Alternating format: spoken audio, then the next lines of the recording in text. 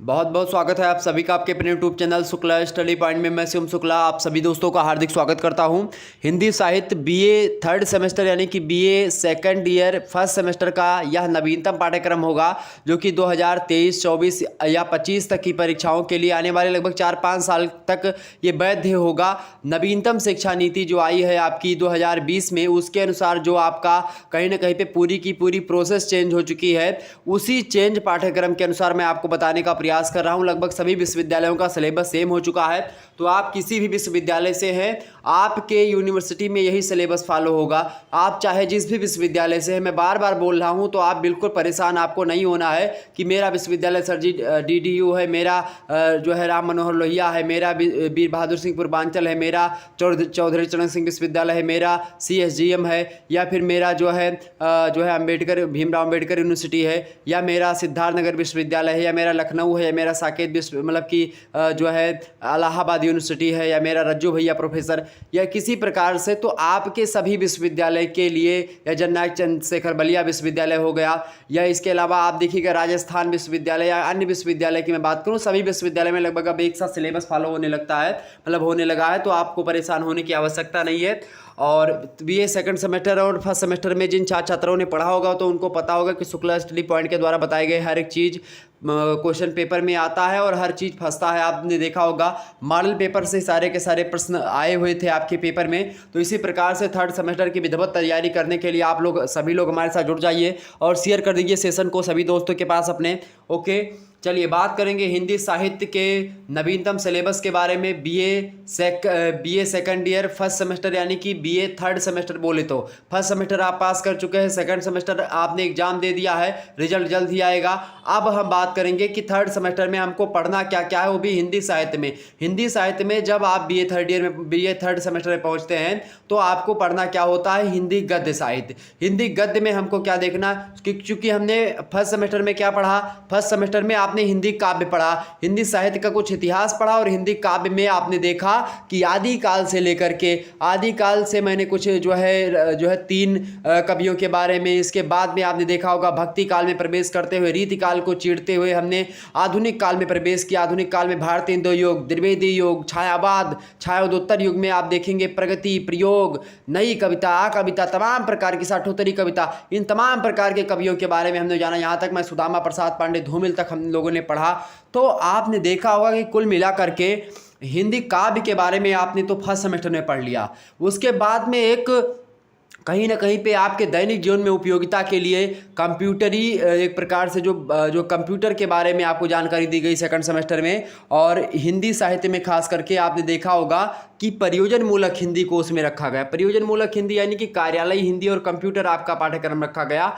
और अब third semester में आकर के आपको हिंदी गद्य के बारे में जानने को मिलेगा, क्योंकि आप जब तक कंप्यूटर और मतलब वो कार्यालय हिंदी नहीं पढ़ते तब तक आपको हिंदी गद्य उतना सही तरीके से नहीं समझ में आता, इसलिए सेकंड सेमेस्टर में उसके पीछे भी बड़ी रणनीति है। तो अब हम बात करेंगे कि थर्ड सेमेस्टर में जो हमको हिंदी गद्य पढ़ना है, तो हिंदी गद्य में क्या क्या पढ़ना है। हालांकि सिलेबस आपका थोड़ा लंबा जरूर है, लेकिन फिर भी मैं आपको बहुत अच्छे तरीके से हर एक चीज़ को समझाऊंगा। आपके इसमें आप देखेंगे तो हर चीज़ संकलित है, कहानी भी है, उपन्यास, नाटक, एकांकी, आलोचना, निबंध, यात्रा वृत्तांत, संस्मरण, रेखा चित्र, डायरी, रिपोर्टा, जात्म कथा, जीवनी, यहाँ तक कि व्यंग तक भी आपको यहाँ पर पढ़ना पड़ेगा। क्या होते हैं ये सब, कैसे पढ़ना है, सब चीज़ आपको बताऊंगा। परेशान बिल्कुल भी नहीं होना है बस। ओके, सभी यूनिवर्सिटी के लिए है, एक बार फिर से मैं बता दे रहा हूँ, जान लीजिए क्या क्या पढ़ना है और सभी दोस्तों को अपने शेयर कर दीजिएगा यहाँ जो है पाठ्यक्रम। ओके, चले आपकी स्क्रीन पर विजुअल हो पा रहा है मेरे भैया प्रश्न, क्या मतलब कि आपकी स्क्रीन पर जो विजुअल हो पा रहा है हिंदी साहित्य में आप पढ़ना है हिंदी गद्य, बीए तृतीय सेमेस्टर, न्यू सिलेबस 2022-23 या फिर इसके आगे वाले सेमेस्टरों के लिए, सबके लिए महत्वपूर्ण है ये बीए थर्ड सेमेस्टर। इकाई 1, इकाई 2, इस प्रकार से कुल मिलाकर के आपका पाठ्यक्रम 8 इकाइयों में बटा हुआ होता है। मैंने शुरुआत में इसलिए थोड़ा सा आपका समय लिया, 1 से 2 मिनट का, देख लेते कितना समय, लगभग 4 मिनट का समय लिया। तो आप लोग स्कूल देकर घबराइएगा मत, ठीक है। 4 मिनट का समय अगर आप लोग आज दे रहे हैं तो कल को आपका कम से कम नहीं तो मैं 4-5 दिन का समय बचा दूंगा एक मॉडल पेपर में। आप परेशान नहीं होना है आपको। ओके, तो 8 इकाइयों में आपका पाठ्यक्रम कुल मिलाकर के बटा हुआ है। आइए हम बात करते हैं। अच्छा, ये 8 इकाइयों में कुछ यूनिवर्सिटीज़ की मैं बात करूं, कुछ यूनिवर्सिटीज़ में 2-2 पेपर होते हैं। तो जिनमें 2-2 पेपर होते हैं उनमें मैं बताऊं तो उनमें हो सकता है कि 4 इकाई शुरुआत के एक पेपर बना दिया जाए और 4 इकाई जो है लास्ट के ये एक पेपर बना दिया जाए, पेपर सेकंड। तो इस प्रकार से, हालांकि लगभग अधिकतर विश्वविद्यालय ऐसे हैं, एक आध दो विश्वविद्यालय, जैसे लखनऊ विश्वविद्यालय हो गया और डीडीयू यूनिवर्सिटी हो गई, यहाँ पर 2-2 पेपर होते हैं खास करके एक सेमेस्टर में। बाकी सभी यूनिवर्सिटीज़ में एक सब्जेक्ट के एक ही पेपर होते हैं। तो मतलब उन सभी के लिए ही सिलेबस है, ठीक है। तो चलिए, तो इसी श्रृंखला में हम इकाई 1 की तरफ बढ़ते हैं, यानी कि जो है इकाई प्रथम में जैसे हमने प्रवेश किया, हमारे समक्ष क्या हमको पढ़ना पड़ेगा, हिंदी गद्य साहित्य का संक्षिप्त इतिहास। संक्षिप्त इतिहास होता है यानी कि ब्रीफ हिस्ट्री आपको जाननी है। ब्रीफ हिस्ट्री मतलब कि कुछ हमको पढ़ लेना है, यानी कि उसके बारे में आपको अवगत हो जाना है, उसके बारे में बोधगम्यता आपके दिमाग में होनी चाहिए, उसके बारे में आपके अंदर जानकारी ग्रहण होनी चाहिए। यानी कि आपको हिंदी गद्य साहित्य के बारे में थोड़ा बहुत जानना है। और क्या जानना थोड़े बहुत में, आइए देखते हैं। थोड़े बहुत में हमको पढ़ना हिंदी गद्य साहित्य की विकास की अगर बात की जाए तो सबसे पहले आप देखते हैं हिंदी गद्य साहित्य में, जैसे हिंदी में तो खास करके भारतेंदु युग आप देखेंगे। आधुनिक युग में हिंदी गद्य की शुरुआत होती है मुख्य रूप से। आधुनिक युग में, भारतेंदु युग में कहीं ना कहीं पे जो हिंदी गद्य का जन्म होता है, द्विवेदी युग में वो परिष्कृत होती है और छायावाद में जा कर के वो अपने आप में एक प्रकार से कहीं ना कहीं पे वो अपने युवा अवस्था को प्राप्त होती है। और आगे के युगों में आप देखेंगे तो हिंदी में एक प्रकार से कहीं ना कहीं पे बहुत सारे ज्ञान शैलियों को समाये हुए तमाम प्रकार की विधाएँ संकलित होती चली जाती हैं। तो हिंदी कहानी का उद्भव हमको सबसे पहले जानना। पहला चैप्टर आपका हिंदी कहानी का उद्भव माने कि हिंदी कहानी का उदय कैसे हुआ है, सबसे पहली कहानी कौन सी है, इंदुमती है या रामचंद्र शुक्ला वाली 11 वर्ष का समय है या फिर कोई अन्य कहानी है, ठीक है। तो तमाम प्रकार, इंदुमती केशोरीलाल गोस्वामी की कहानी है। तो आपको बस ये नहीं देखना, ज़्यादा नहीं पढ़ना है, बस हम जब बता देंगे, जब चैप्टर वाइज हम डिस्कशन करेंगे तो एक एक चीज़ों को मैं विधिवत तरीके से आपको बता दूंगा, समझा दूंगा।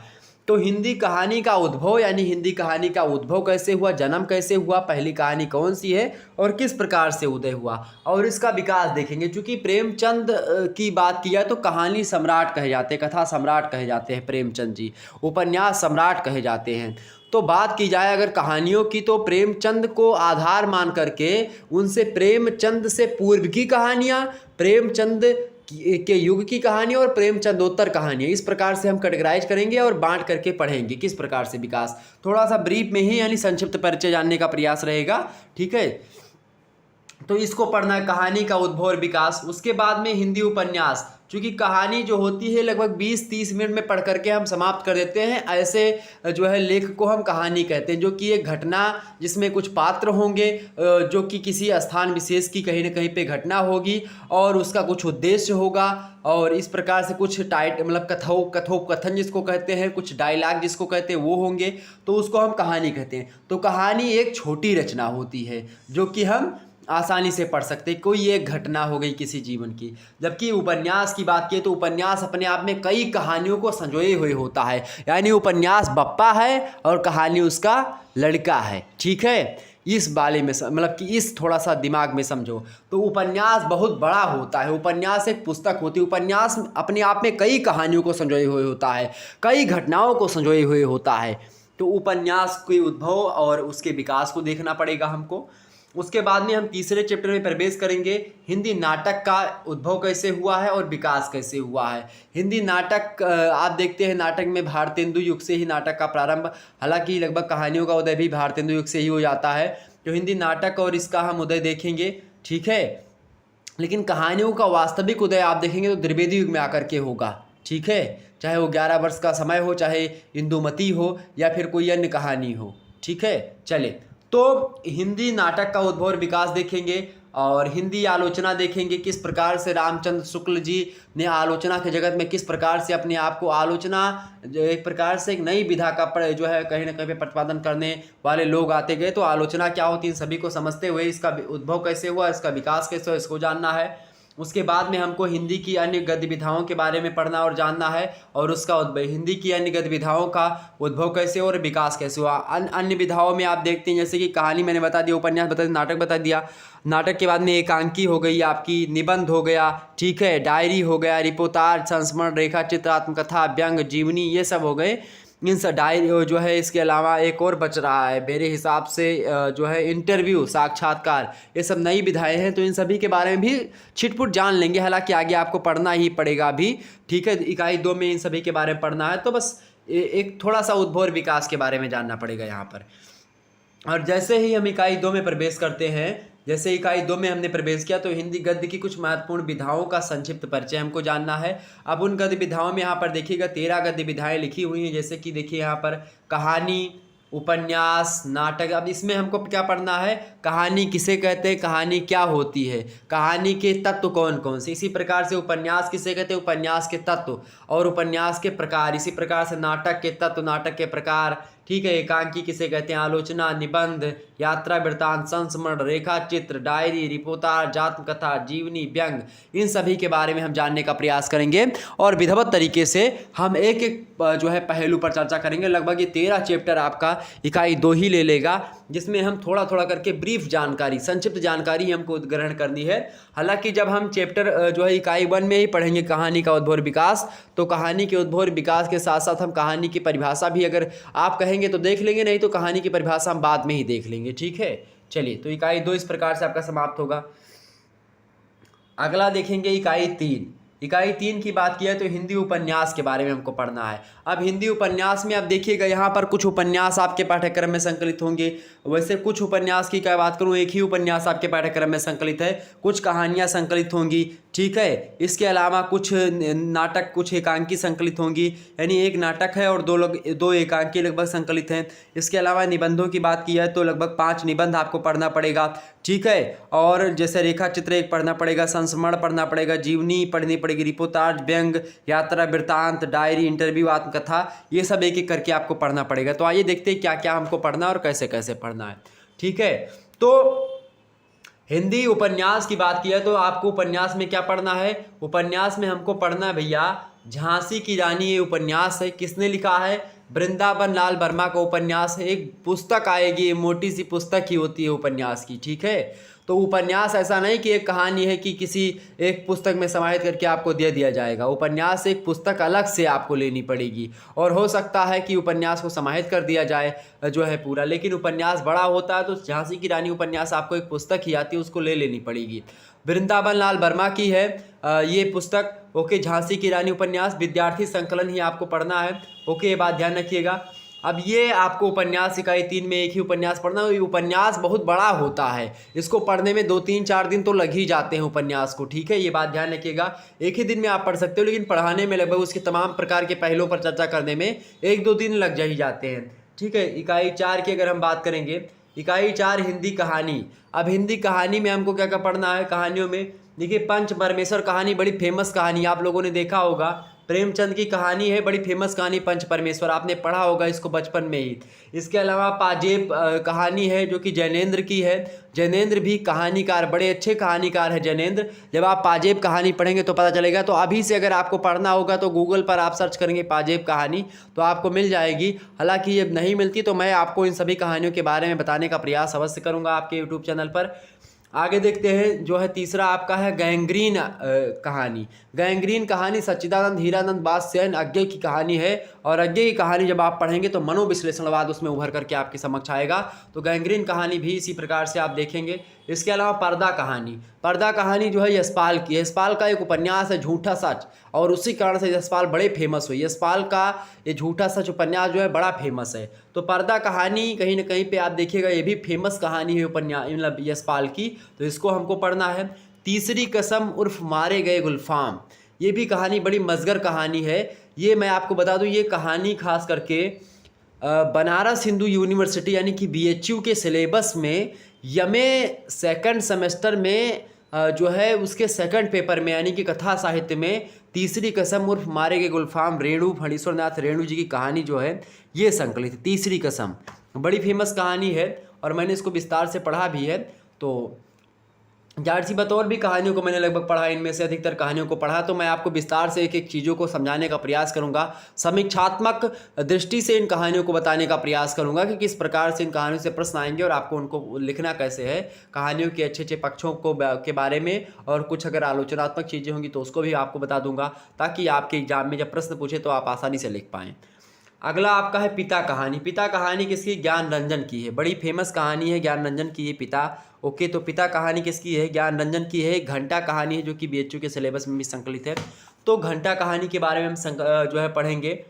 तो सॉरी, पिता कहानी के बारे में पढ़ेंगे, ज्ञान रंजन की कहानी। ज्ञान रंजन बड़ी अच्छी कहानियाँ लिखते हैं। ओके, ये बात ध्यान रखें। तो इस प्रकार से लगभग 6 कहानियाँ हमको पढ़नी है। पंच परमेश्वर पहली कहानी प्रेमचंद की है, दूसरी कहानी पाजेब जैनेन्द्र की है, तीसरी कहानी गैंग्रीन अज्ञे की है, और चौथी कहानी पर्दा यशपाल की है, और पांचवी कहानी आपकी तीसरी कसम उर्फ मारे के गुलफाम बोल दीजिए, या तीसरी कसम ही बोल दीजिए, ये फणीश्वर नाथ रेणु की है। आंचलिक कहानीकार है फणीश्वर नाथ रेणु। आंचलिक कहानीकार मतलब होता है कि गाँव की प्रवृत्ति पर ज़्यादा कहानियों को लिखा है इन्होंने, गंवई प्रवृत्ति पर, ठीक है। और पिता कहानी जो है ज्ञान रंजन की कहानी है, छठवीं कहानी। तो ये 6 कहानियाँ आपके पाठ्यक्रम में संकलित हैं, बीए जो है 3rd सेमेस्टर के ऑल यूनिवर्सिटीज़ के सिलेबस में।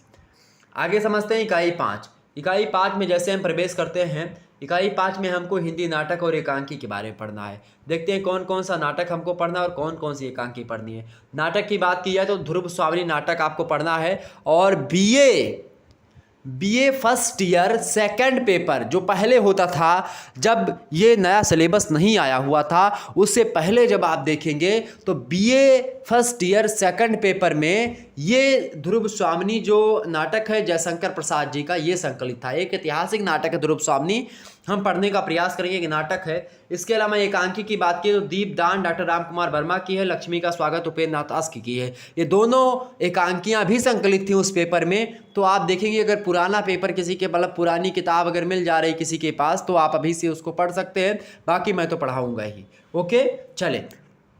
तो 2 एकांकी है, दीपदान यानी किसने लिखा है? डॉक्टर राम कुमार वर्मा। और दूसरी एकांकी कौन सी है? लक्ष्मी का स्वागत, किसने लिखा है? उपेंद्र नाथ अस्क ने लिखा है। ध्रुव स्वामिनी एक नाटक है जो कि जयशंकर प्रसाद का नाटक है और ऐतिहासिक नाटक है, बड़ी अच्छी जानकारी मिलेगी इसको पढ़ने के बाद में। और तो कुल मिलाकर के आप देखेंगे ये 3 चीज़ें हमको नाटक और एकांकी से पढ़नी। एक नाटक है आपके पाठ्यक्रम में संकलित ध्रुव स्वामिनी, और 2 एकांकियाँ हैं दीपदान और लक्ष्मी का स्वागत। आइए आगे बढ़ते हैं हम इकाई 6। इकाई 6 की बात करें अगर हम, तो हिंदी जो है निबंध के बारे में हमको पढ़ना है। तो लगभग 5 निबंध आपके पाठ्यक्रम में संकलित हैं। अब वो कौन कौन से निबंध हैं थोड़ा सा जानते हैं। देखिए, पहला निबंध ही है आप में भारतवर्षोन्नति कैसे हो सकती है। आपने इंटर में इसको जरूर पढ़ा होगा, यूपी बोर्ड के सिलेबस में भारतवर्षोन्नति कैसे हो सकती है, ये निबंध जरूर है, मैंने भी पढ़ा इंटर में। तो भारतवर्षोन्नति कैसे हो सकती है, अब तो खैर सीबीएसई पैटर्न हो गया तो मुझे नहीं पता, लेकिन यूपी बोर्ड में ये था इंटर में, भारतवर्षोन्नति कैसे हो सकती है। भारतेंदु हरीशचंद्र जी का यह निबंध है और बड़ा फेमस निबंध है, तो इसको हमको पढ़ना है।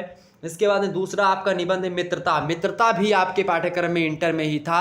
मित्रता जो निबंध है ये आचार्य रामचंद्र शुक्ला जी का निबंध है, और इंटर में ही किताब में आप देख, इंटर की किताब या मेरे हिसाब से हाँ इंटर की किताब में था। इंटर की किताब में हिंदी में जो है हिंदी साहित्य में आप देखेंगे क्या, सामान्य हिंदी में भी मिल जाएगा आपको, सामान्य हिंदी या साहित्य हिंदी दोनों में मित्रता पर आधारित है ये निबंध। और मित्रता पर खास कर लिखा गया है। मित्रता को समझना है तो ये निबंध आपको पढ़ ही लेना चाहिए। छोटा सा निबंध है, ज़्यादा बड़ा भी नहीं है, तो आप पढ़ सकते हैं, 4-5 पेज का है, ठीक है।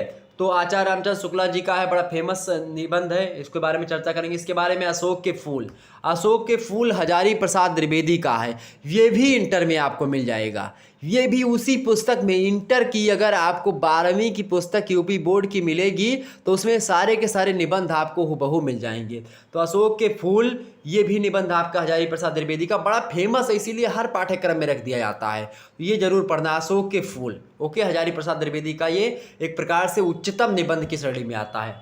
वहीं चौथा आपके उसमें निबंध आता है उत्तरा फाल्गुनी के आसपास। उत्तरा फाल्गुनी के आसपास, ये आपने निबंध नहीं पढ़ा होगा ना नाम सुना होगा, तो ये कुबेरनाथ राय जी का है, इनके बारे में भी हमको जानना है, तो ये निबंध भी हमको पढ़ना पड़ेगा उत्तरा फाल्गुनी के आसपास। ओके, इसके अलावा तुम चंदन हम पानी डॉक्टर विद्यानिवास मिश्रा का है।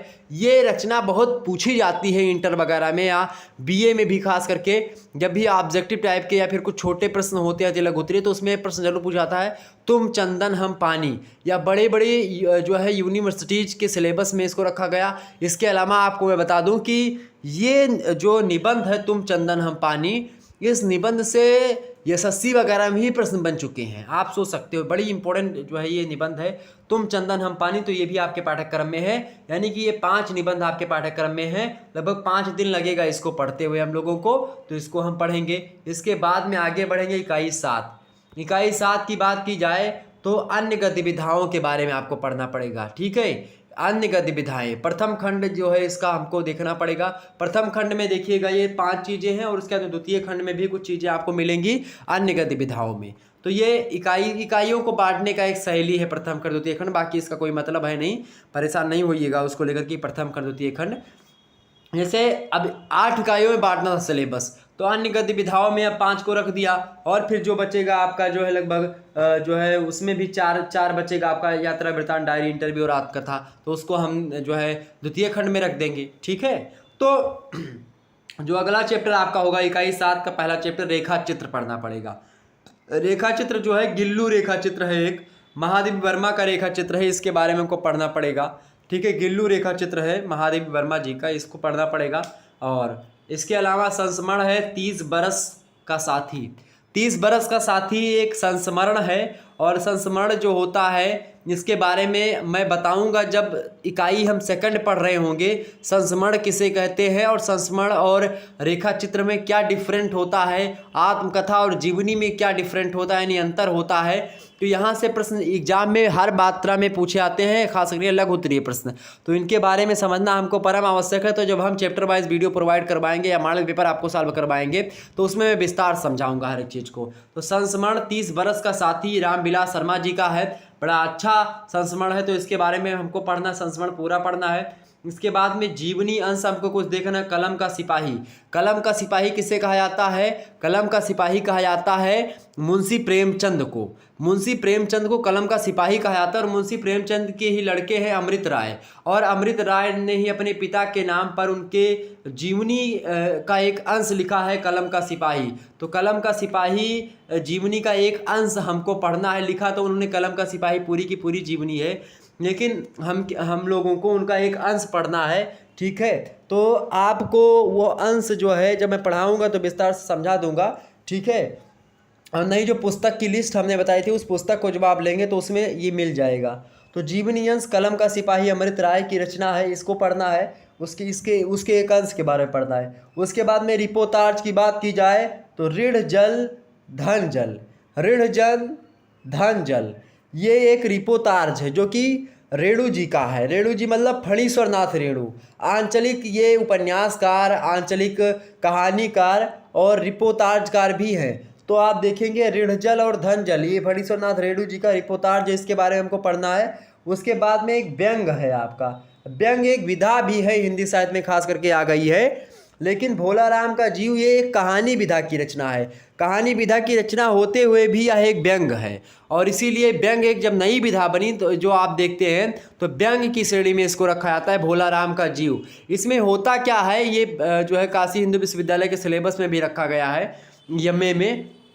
ठीक है, तो भोलाराम का जीव हरिशंकर परसाई, और हरिशंकर परसाई का नाम जैसे ही हमारे दिमाग में आता है, मुक्तिबोध का नाम हमारे दिमाग में जैसे आता है, या फिर जो है और भी लोगों का नाम हमारे दिमाग में आता है, तो इससे हमें वो व्यंग जो है नज़र आता है। तो व्यंग के माध्यम से भोलाराम का जीव जो है तीक्ष्ण व्यंग है उस सरकारी सत्ता पर, जो कि सरकारी कर्मचारी लोग होते हैं, अधिकारी लोग होते हैं, किस प्रकार से किसी व्यक्ति को भ्रमण करवाते, किसी गरीब को भ्रमण करवाते हैं, कहीं एक कागज़ लाओ कहीं वो कागज़ लाओ, दुनिया भर का। भोलाराम इसी प्रकार का एक व्यक्ति है जो कि क्या होता है, मर जाता है लेकिन उसका कुछ पैसा या कुछ पेंशन वगैरह कुछ बकाया रहता है, इसी के लिए कागज पत्तर में वो व्यस्त रहता है। और भोलाराम के जीव के लिए यमराज और चित्रगुप्त, यहाँ पर चित्रगुप्त आता है, नारद भगवान भी आते हैं ढूंढने के लिए। भोलाराम का जीव नहीं मिलता है तब नारद जी किसी तरीके से भोलाराम के जीव को देखते हैं कि वो ऑफिस के चक्कर लगा रहा है, कचहरी के चक्कर काट रहा है। तो आप सोचो, बहुत तीखा व्यंग है, बहुत तीक्ष्ण व्यंग है। जब कहानी पढ़ेंगे, ये जो है ये व्यंग रूपी कहानी पढ़ेंगे जब, तो बहुत ही अच्छा लगेगा और बहुत ही मज़ा आएगा इस कहानी को पढ़ करके। भोलाराम का जीव जरूर हम पढ़ाएंगे इस सभी कहानियों के बारे में। आगे देखते हैं इकाई 8 और लास्ट इकाई। ठीक है, लास्ट इकाई के बारे में अगर हम बताएं आपको, तो इसमें हमको क्या पढ़ना है। देखिए, अन्यगत विधा में द्वितीय खंड जो आया, इसमें हमको यात्रा वृत्तांत देखना है। यात्रा वृत्तांत, डायरी, इंटरव्यू, आत्मकथा। आत्मकथा तो पुरानी ही है इन सबसे, लेकिन यात्रा वृत्तांत और डायरी, इंटरव्यू, ये सब नई विधाएँ आपके समक्ष आई हैं। जो अन्यगत विधाएँ हैं, रेखा चित्र, संस्मरण, जीवनी, रिपोर्टाज, व्यंग, यात्रा वृत्तांत, डायरी, इंटरव्यू, आत्मकथा, ये सब नई गद्य विधाएँ हैं। ठीक है, तो यात्रा वृत्तांत की बात अगर हम करें तो मेरी तिब्बत यात्रा पंडित राहुल सांकृत्यायन की है। और अथातो घुमक्कड़ जिज्ञासा, आपने इंटर में पढ़ा होगा, तो अथातो घुमक्कड़ जिज्ञासा, इनको कहीं ना कहीं पे राहुल सांकृत्यायन जो है ये बहुत ज़्यादा घूमने वाले व्यक्ति हैं, खूब घूमते थे। और इसी के लिए आप देखते यात्रा वृत्तांत भी लिखा, मेरी तिब्बत यात्रा। तो इसको पढ़ना है हमको, आपके पाठ्यक्रम में संकलित है। इसके बाद में डायरी पढ़नी है हमको। डायरी में क्या पढ़ना है, एक लेखक की डायरी। एक लेखक की डायरी लिखा किसने, मुक्तिबोध ने लिखा है। तो मुक्तिबोध के द्वारा रचित एक लेखक की डायरी, जो कि उनकी डायरी है, उसके बारे में हमको पढ़ना है। ठीक है, तो डायरी पढ़ना, डायरी विधा की रचना है, एक लेखक की डायरी, मुक्तिबोध की रचना है। इंटरव्यू, इंटरव्यू भी यानी साक्षात्कार जिसको हिंदी में कहते हैं, या भेंट वार्ता जिसको कहते हैं हिंदी में, उसी को अंग्रेजी में इंटरव्यू कहते हैं। तो हिंदी में भी इंटरव्यू कहा जाता है, साक्षात्कार कहा जाता है, भेंट वार्ता कहा जाता है। ठीक है, तो वो उस प्रकार की जो विधा है, इसमें हमको क्या पढ़ना, मैं इनसे मिला। मैं इनसे मिला एक साक्षात्कार विधा यानी इंटरव्यू विधा की एक रचना है, जिसको कहीं ना कहीं पे दो व्यक्तियों के बीच की बातचीत है। इसमें पंडित जो है सूर्यकांत त्रिपाठी निराला जी के बारे में, और पदम सिंह शर्मा जो है कमलेश, ये शायद पदम सिंह शर्मा कमलेश के द्वारा मतलब ये गए थे मिलने निराला जी से, उस समय लिखा गया है मैं इनसे मिला। तो पदम सिंह शर्मा कमलेश और निराला जी के बीच में जो बातचीत हुई थी, जो वार्तालाप हुआ था साक्षात्कार के रूप में, उसी को लिखा गया है मैं इनसे मिला जो है इंटरव्यू में। ओके, इसके बाद में आपका लास्ट जो चैप्टर है आत्मकथा अंश।